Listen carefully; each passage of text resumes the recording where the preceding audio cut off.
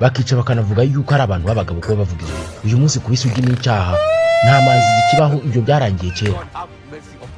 Murakaza neza mu kinyejana cy'urukundo rwuzuye amafuti, aho ingo zose ubu ngubu zuzuye umunuko wo gucana inyuma, ku buryo abagore n'abagabo basa n'abaryamye mu isayo batazanavamo. Mu gisekuru cy'ibicucu havuyemo abantu bamwe bariye amasambu yabo barayamara, birengagiza ko babyaye abana.